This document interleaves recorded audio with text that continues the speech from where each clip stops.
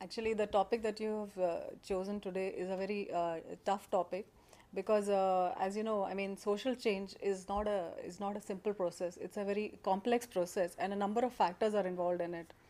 So, I'll take you through a PowerPoint presentation on the subject, and I thought we'll first run through the number of the theories about social change that exist.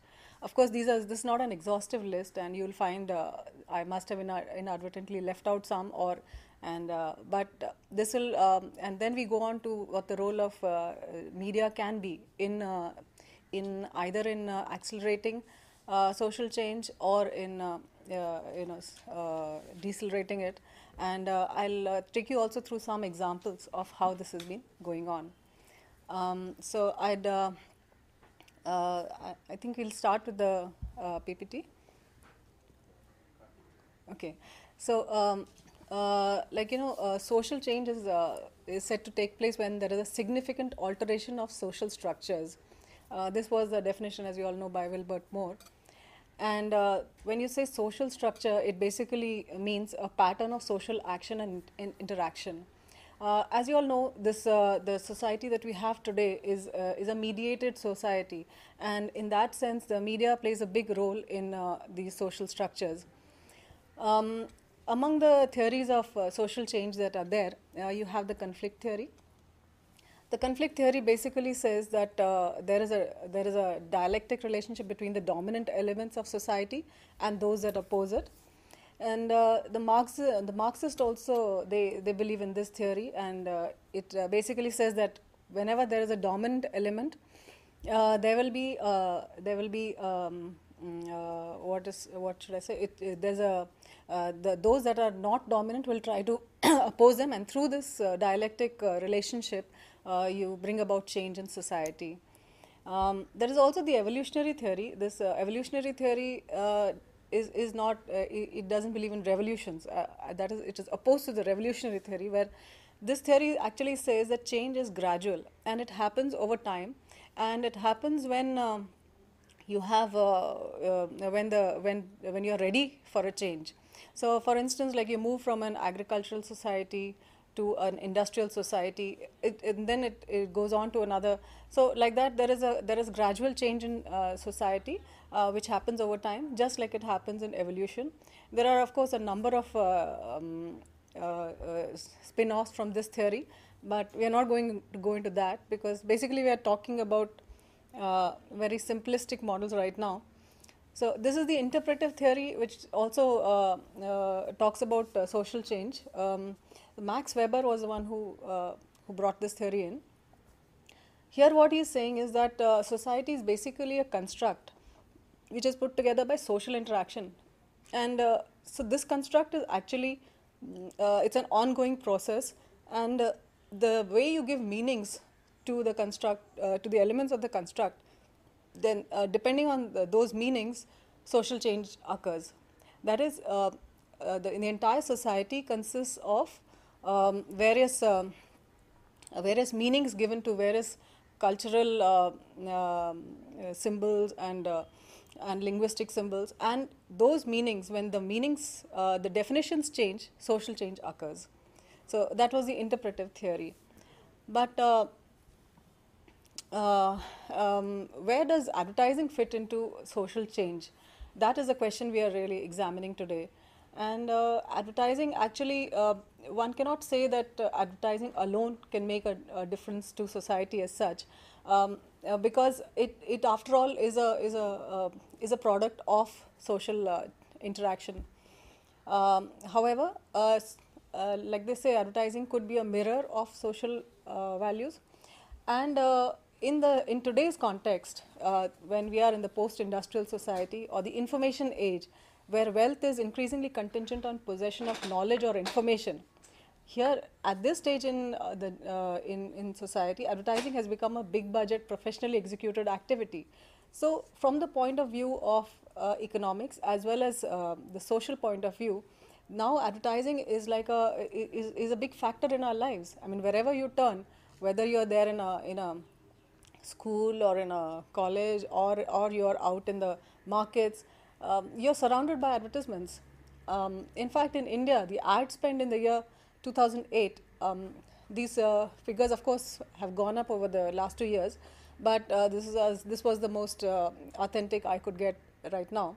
So the ad spend in the year 2008 touched around 21,500 crore rupees. That's a sizable amount of money. These figures have been taken from the Indian Media Agency report 2009. And however, if you look at just say around, more than decades ago, that figure was just 1,700 crore rupees. So you can see the jump that has come in ad spends. This is the money that is being spent only on the traditional media. We're not talking of the newer forms of media. We're talking of only television, radio, outdoor print, only these kind of media. And this is the amount of money that is going in. And if you look at the ad spends that are there when it comes to social issues, that is issues of social concern, you find that the government of India's budget in 2008 was around 350 crore rupees. And this figure is from the Directorate of Advertising and Visual Publicity, which is the main agency of the government, from their website. And I had checked up with them, and this year it's going to cross over 500 crores. So if you take into account the savings that the government has, that is almost half. We operate at prices that are half of the industry prices. Then you find that this figure is something close to 1,000 crores. That means the size of the industry is really growing, and you're basically flooded with the social messages on the one hand by the government, and by commercial messages by the private sector. So that is one part of it. The ad spends are growing. The other aspect is that technology has become such that it has enabled us to receive commercial messages everywhere. Let's say you go on a holiday and you go to, let's say, to the Andaman and Nicobar Islands. Okay, even there you can't really say that the ads are not following you. Wherever you go, you'll find companies advertising everywhere. So wherever you are, you'll be getting SMS advertising. You'll be getting, of course, on the internet. If you log on to your own account, you'll find so many commercial messages coming in. So advertising is everywhere thanks to technology. And so the concern with the media pundits has been that the kind of values and the constructs that are being transmitted through advertising, they have a major effect on us. So the models that have been actually been driving behavior change theories in the media sector have been the social diffusion theory and the KABB theory. The social diffusion theory, or the diffusion of innovation theory, explains how innovations occur in an individual and society, where diffusion is defined as a process by which an innovation is communicated through certain channels over time among members of a social system. So basically, this is a theory that actually talks about early adopters of a behavior, or of fence sitters, and those kind of things, where any innovation that comes into society, that is any kind of change that comes into society, that is actually diffused through a channel of innovators, people who learn to adapt easily. The other theory which has been used by media specialists is the theory which talks about the knowledge, attitude, belief, and behavior. That is, this is the pattern through which behavior change is coming into society.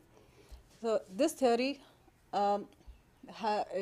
actually understands that there are four stages that an individual goes through for behavior change, and this first stage of that is knowledge, then it goes to attitude, belief, and then to behavior. This is the way change occurs at an individual level.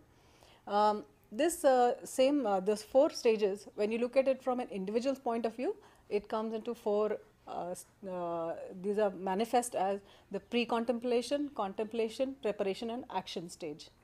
We'll go to the next slide where you can see it better. These are the basic stages of behavior change, which have been used to define change in individual behavior. At the pre-contemplation stage, an individual believes that this whatever change is required from me is not really for me. They do not understand the importance of a particular message. For instance, let's say your message is about giving up alcohol. Okay, so there will be people who will be consuming alcohol and who will believe that actually messages about giving up alcohol don't apply to them at all, because they are not alcoholics. So that is the pre-contemplation, when a person is not at all thinking about an issue being relevant to them. The next stage is the contemplation stage, where an individual starts to believe that, okay, this does apply to me. Even if I am not an alcoholic, I need to understand this message, because there are certain this kind of habit is causing problems. So that's when he tries to think about the problem, and he starts contemplating on the message. And from that stage, the important stage is the preparation one, where the individual actually looks at what are the benefits and what are the costs involved in this behavior change. So for instance, if a person wants to give up alcohol, the cost that individual has to pay is that of not getting that high of alcohol. But at the same time, the benefit that comes to him, that is, he gets de-addicted, he doesn't have that craving for alcohol. That might be the benefit that comes to him. So at the preparation stage, the individual actually thinks that, this message that is coming, that actually means that I can benefit more than what I'll have to give up for this behavior change. And then from the preparatory stage, he goes to the action stage, where he believes that, yes, I must act now. And this behavior is actually then encouraged through maintenance and rewards.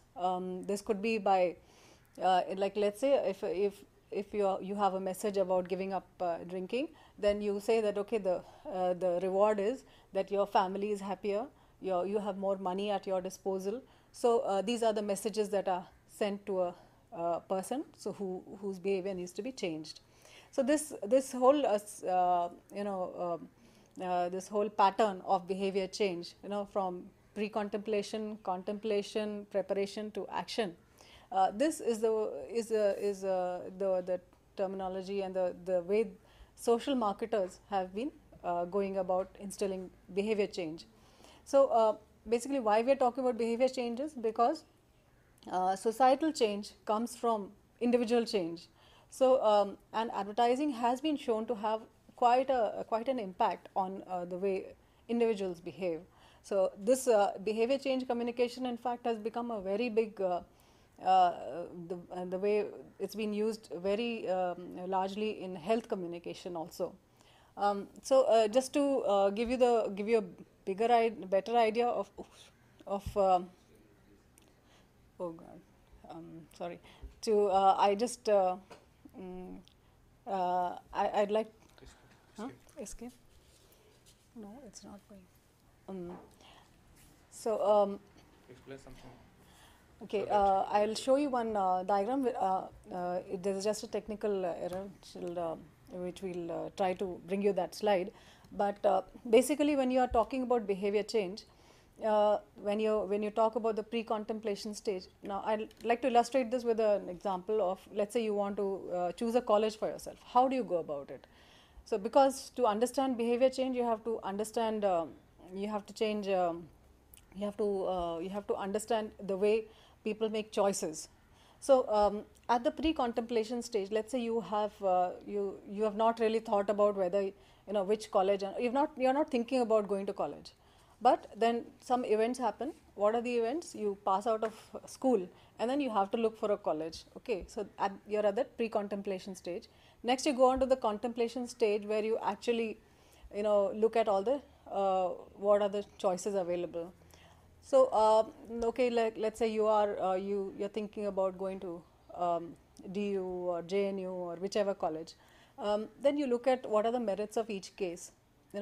So for this, you will also consult your peers. You'll consult your teachers also probably, and you'll get inputs from everybody on how to make your choice. Sometimes it will also be determined by the way your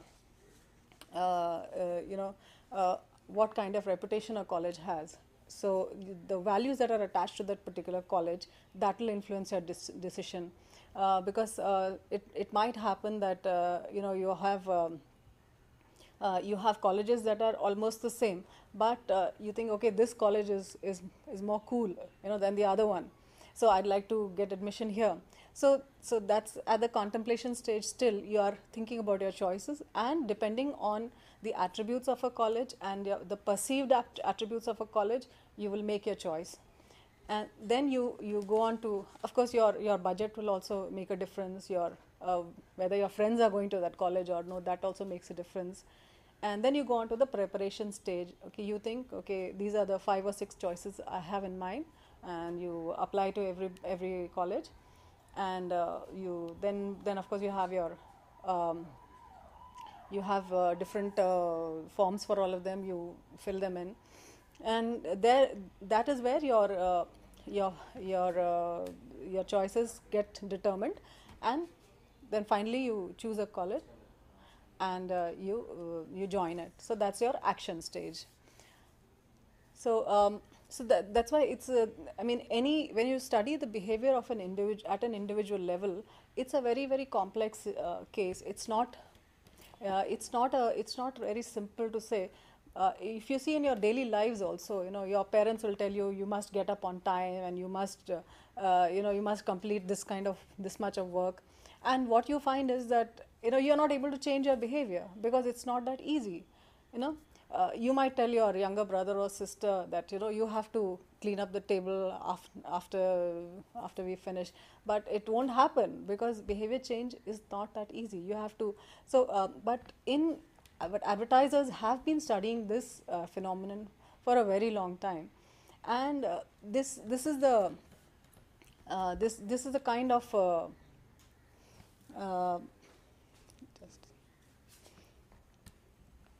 yeah. So we'll go on to that table, the slide I wanted to show you, the elements of behavior change. I hope you can read that. So like I was telling you about a college choice. So when you're at the pre-contemplation stage, only when you have external information and internal information, there is a felt need for a choice, making a choice. After that, you start gathering information, you evaluate all the alternatives, and when you're determining your evaluation, you're making your evaluation, you go into the values and motivation on why you are making that particular choice. Here is where the influence of others also comes in, and also, yes, I can do it, that self-efficacy also comes in, and from that comes your intention, and that leads to preparation, initial behavior, then continued behavior. Okay, and this continued behavior is actually helped by reinforcement. So advertising actually takes into account all this. It has almost become a science, just like the other social sciences, because it actually studies human behavior to see how it can affect them and make them more receptive to their messages. So, but there are a number of issues related to advertising. I mean, the influence that is advertising can change, can make social change, but that social change, whether it's positive or negative, you know. So there is one, I'd like to share with you one quote from Claire Atkinson. It says, even as it reinforces social norms that exist in the outside world, advertising grapples with controversies over the norms that govern it. Among the issues that are hotly debated are what should be advertised, who should be allowed to advertise their services, which groups should be permitted to use the power of advertising to promote their own views on social issues, and what techniques stretch the limit of social tolerance. So these are actually because you understand the influence of advertising, you think about these subjects. Okay, which are the who should be allowed to advertise and what. So number of criticisms have come in in respect of advertising, and like some of the issues that are there are, you know, how it is influencing children. That debate, I think, never really goes, because numerous studies have shown that there is a direct influence on children. You find stories in the newspapers very often which says that, you know, children who have seen stunts on advertisements, they try to imitate them. That is only one aspect of it, but the other, the value change part of it is, like for instance, children who are exposed to violent commercials, who are a commercial which gives greater value to violence, that also has an impact on children. There are so many other ways in which ads influence children. I mean, children actually start becoming, they are the ones who start telling their parents that, you know, you must buy this for me or that for me. So the advertisements are now being targeted at children and making them actually stretch the arm of a company into the home and sort of, you know, tell the child becomes their biggest promoter and asks the parents to, you know, to buy a particular product. So the advertising's influence on children, that's an issue on which a lot of debate has happened. There is no I mean, doubt in most people's mind that, you know, advertising does affect children, and you can I mean, the debate is still is there still. Another thing for which advertising has been criticized is its promotion of consumerism. When we were children, there were not as many products as are there today in the market, and today's culture is such, you know, you get one consumer product and there is a craving for the next one. So, and advertising gives it's so persuasive, it's able to tell I mean, it encourages you to go in for you know, more and more products which may or may not be of use to you. Like the previous generation, the dictum was, okay, what you buy, what you need. But today it's not like that.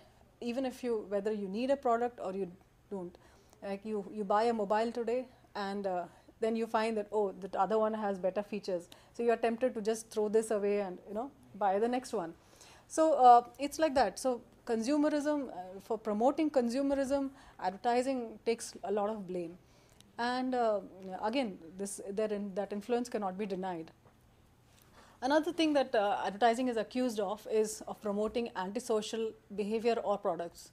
For instance, promotion of cigarettes or alcohol.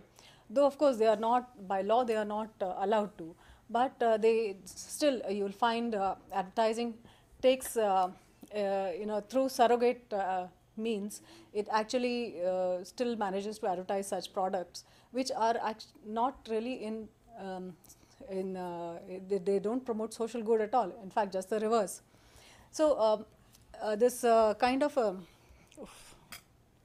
sorry. So promoting consumerism is one charge that is leveled against advertising, and which has been shown to be, you know, it's correct. So another aspect with advertising is that it has been accused of promoting stereotypes. For instance, whenever you have a product, a food product, meant for children, you will find that that it will always be a woman in the house who will be making it. This is like promoting a gender stereotype. Today, women are there everywhere. They are in offices. They are in. I mean, they are in all professions, and they are as equal to any man. But when it comes to advertising, you find that stereotypes are still being promoted. There is that association of women with products. I mean, that is, a woman is objectified just to sell a product.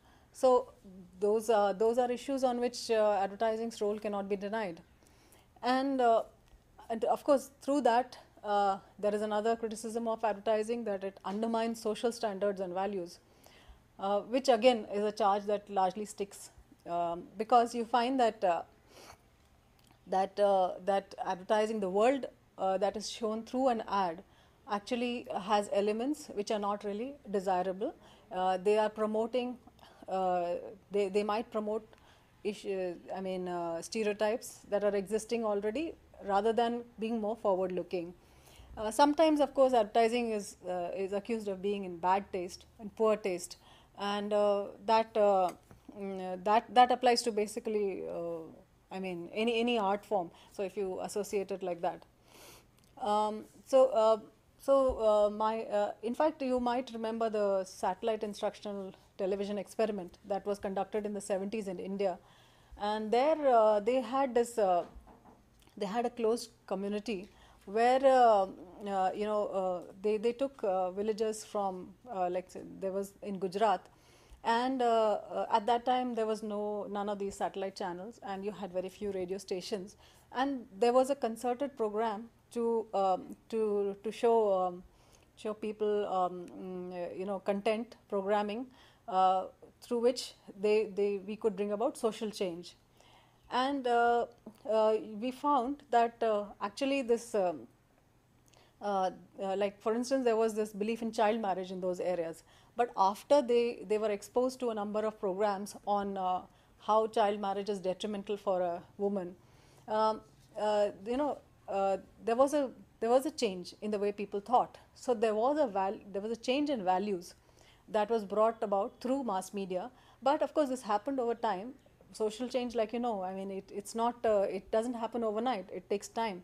So over 2 decades, it was found that the values that the villagers started with, they had changed and metamorphosed into more forward-looking people. They had become, on issues such as the position of women, the discrimination against the girl child, all those issues which are of, like gender equality and education for children, those kind of issues, all of them were actually, we found that the population that was there in the villages, their attitudes changed. So that happened because they were given knowledge which changed their attitudes changed, and the belief came that yes, we can also adopt this attitude, and we can adopt this behavior, and then it translated into behavior. So it's not that the power of the media as such has not been demonstrated, but today the problem is of audience fragmentation. Today we do not, there is no closed society like that available where you can actually show how the power of the media, because at the same time you have contrary messages also. Like if you there is one commercial messaging from companies which will give you stereotypical roles for women, and the other side, even if there's a social message, it gets drowned out in the noise of other channels. So the point is that there have been instances which have been demonstrated where you have seen that media has brought about a big change in social structures and values. In fact, I thought I'll share with you 1 or 2 case studies on how this has been occurring. So if you remember in 1988, when Shri Rajiv Gandhi was there as the Prime Minister of India, the National Literacy Mission was launched, and its objective was to make around 80 million adults literate in 7 years' time. Adults meaning from 15 to 35 years. And this was launched nationwide, and it was a big challenge because literacy even among children was not high, and to get adults to actually try to learn something new was a big challenge. The other factor was also that the government's credibility was also low, because we have seen so many programs come and go and nothing really happened. So the challenge was to get people to believe in this project. So the role of media here was very crucial. They actually, first thing, of course, the media had to do was to make people understand that literacy among adults also is desirable. So they needed to motivate adults to go for these adult literacy programs and lectures, and also to tell them that yes, the government is very much with you, they are behind you, and that the credibility, you can rest assured that this program will get all support from the government. These were the two things that the media had to tell the public, which again, as you know, is not a very easy task. I mean, trying to tell people, if you just look around you also, you have a maid coming into your house and she's falls in that category and she's not literate, and you try and telling her that you have to go for adult literacy classes. There are so many notions. First thing is, she's at that pre-contemplation stage where she feels that this doesn't apply to me, why should I need to learn anything new now? So that becomes very difficult. I mean, how to persuade her? So that's where advertising came in. So the National Literacy Mission was, so they needed the help of the media to get people motivated to understand that this is for you. I mean, it's not that this is for somebody else, your neighbor or somebody else. No, this if you are an adult, you don't know how to read and write, you must go to these classes. So there was if you remember, there was that song "Padhna Likhna Seekho" that was very popular. It was there on almost all channels. All India Radio and Doordarshan played a key role in this. This was before the satellite invasion, and they played it at no cost, over and over. And that was the time we were all growing up, and I still remember that jingle. And it says, "Padhna Likhna Seekho, o desh ke, o mehnat karne walon, padhna likhna seekho." I'm forgetting the remaining, but I'm sure you might be able to get it from the net. You can have a look at the jingle also. So this actually became a kind of an anthem, because it said what it was. The message was that okay, you might be doing physical labor, but it doesn't mean you need not. I mean, you don't have to know how to read and write. So Padhna Likhna Seekho was for everybody. It's not saying that children have to go to school. No, it said that wherever you are, you're a person who's living by your labor. But you must know how to read and write. So what the ads did was to basically give value to literacy as a factor which led to prosperity. Okay, you might be earning this much, but if you're literate, if you know how to read and write, there are more options before you. That was the message that was being given to them, and that's a road to prosperity. So the literacy mission focused mainly on women and the other depressed sections of society, because they found them more receptive. And then they adopted a 360-degree approach where you had this message coming out from everybody. Of course, All India Radio and DD. Then you also had series on radio, and if you can see that slide, there were some programs like Jaag Sakhi, Khilti Kaliyan, Chauraha. On radio, they had this entire series of lectures called Suno or Bolo, Suno or Dekho, Dekho or Padho. These three were actually put out on All India Radio, where what they did was they had these primers which were brought out, which were actually compatible with the program on air. So a person who was an adult who was not literate had to just open that primer and listen to the program. So Suno or Bolo. So they hear that letter and they repeat it. Then Suno or Dekho, you hear that letter and you identify it on your book, and dekho aur padho. That is next step is that you read it. So that's how they encourage. So also you had programs, these Khilti Kalyan and all these. They were television series, 12-part or 24-part, and they were shown. Video vans were taken to villages where they were shown, and that kind of a 360-degree approach was there. And I mean, the response was tremendous, amazingly tremendous for a country like ours, which has, I mean, there are so many adult illiterates in the country. We found a number of, and then the next step was to get the rest of the population involved in the program. That was when they got in volunteers. The call for volunteers was given through a jingle, which was through a slogan which said, "Chalo padhaएं, kuch kar dikhaएं." So that was like getting the rest of the society involved in the change, and free materials were given to those who were interested. In fact, there was such a tremendous response to this volunteer program. You had about 75% of the target population actually said they became aware of this issue. Before that, teaching people was never there in anybody's agenda, and 45% of the target group said that they became motivated to teach.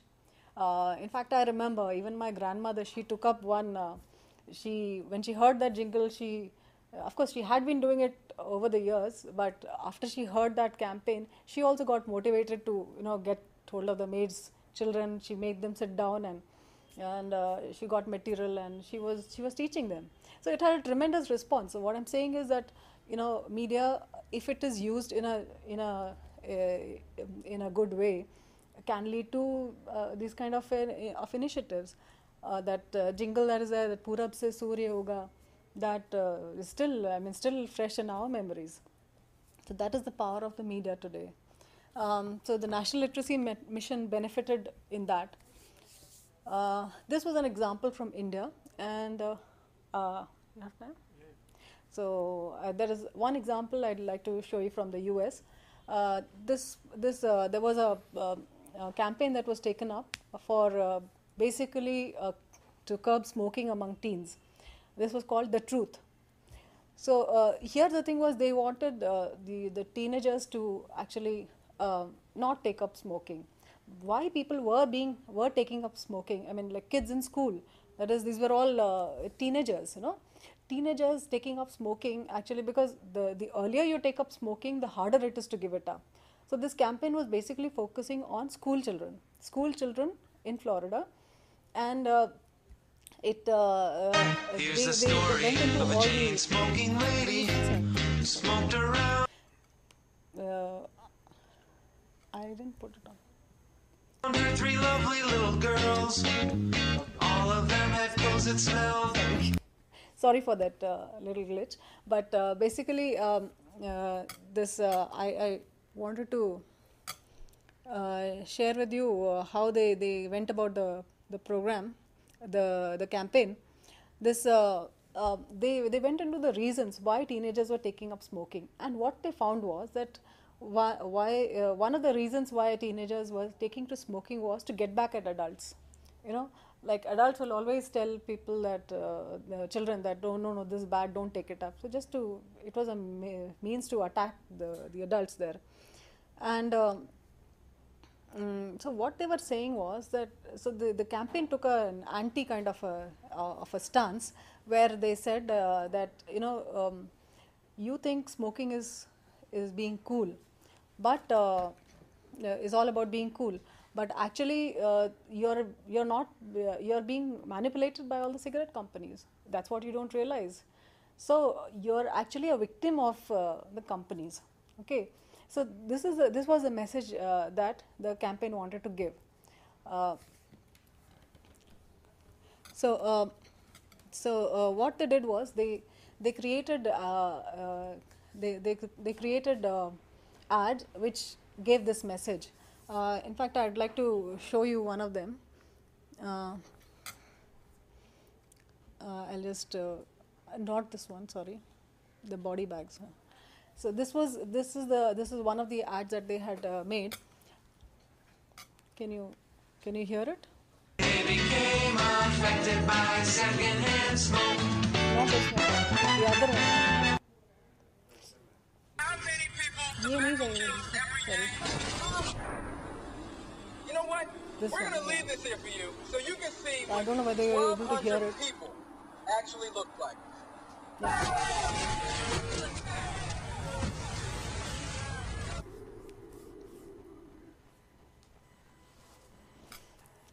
So basically, this ad that you saw was about tobacco companies are going on promoting cigarette smoking, whereas actually I mean 1,200 people every day are dying because of the tobacco abuse, and so the idea behind the campaign was to show them that the companies don't care. There are, if you put 1,200 body bags all together, how does it look? I mean, it's a sea of body bags around you. That's what the ad showed you just now, and this is what they're doing, the companies. So don't be a victim of the companies. Don't think it is cool to yeah, to be a smoker. Then they went on to another. They covered one more aspect of smoking.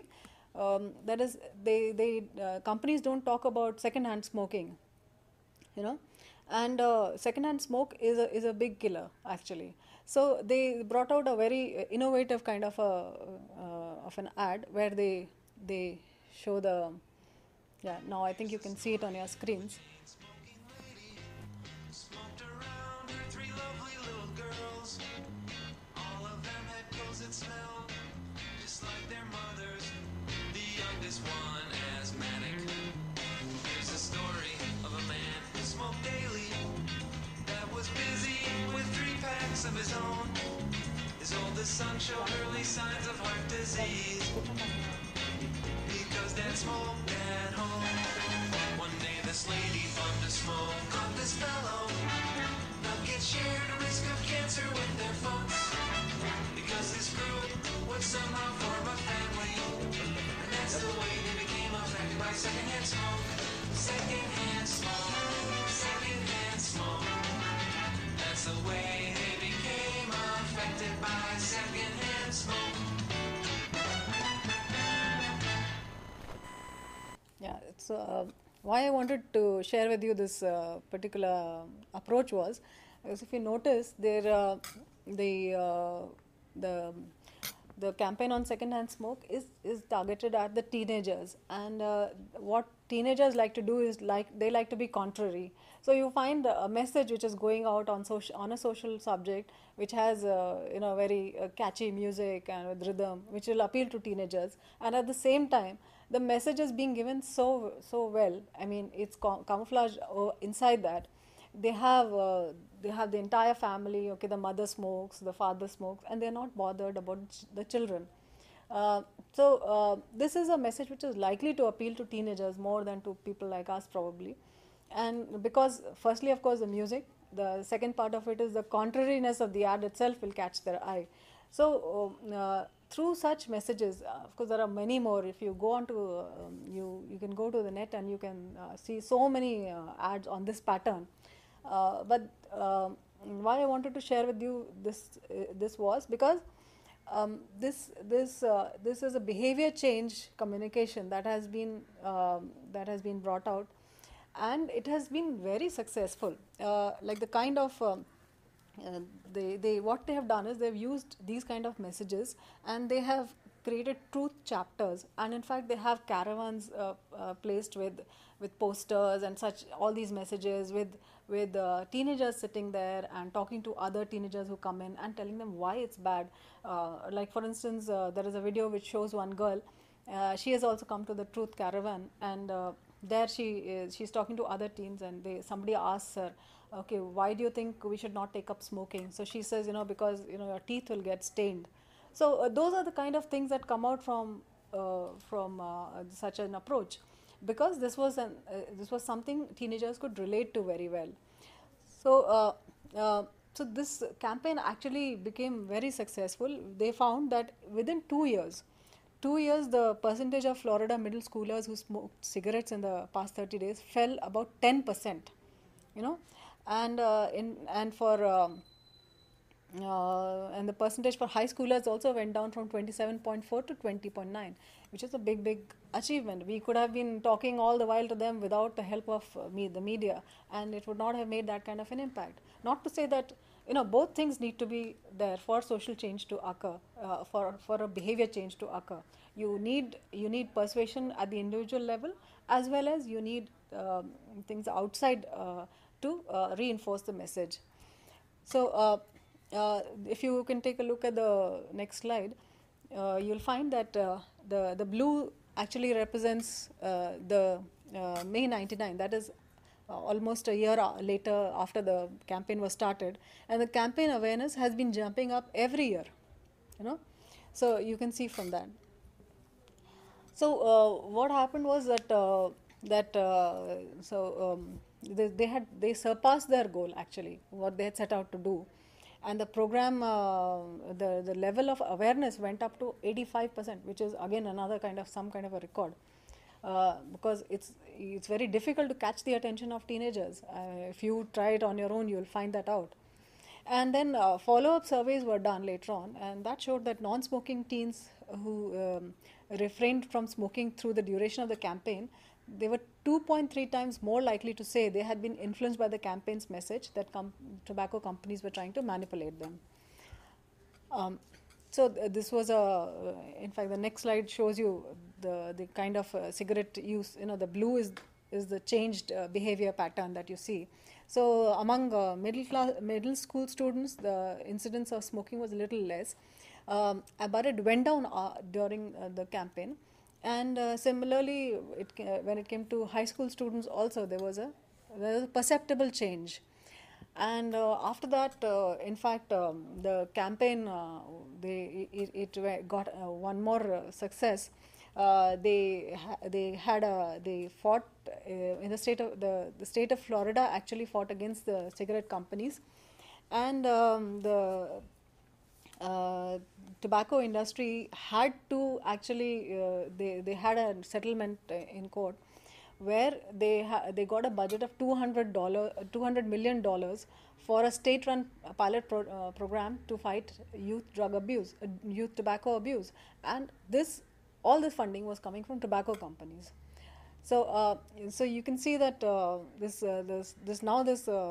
Florida tobacco pilot program was in fact then fully funded by the tobacco companies themselves, which was a big concession. So that's what I basically wanted to share with you, that these are some of the instances. There are numerous instances. I have just chosen a few. And the judicious use of media for the purposes of social change can be made. And it's not as though like there is a,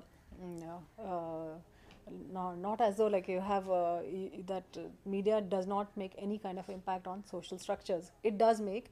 And today's the more I mean, as we are in the information age and progressing, more and more forms of mediated communication are coming through.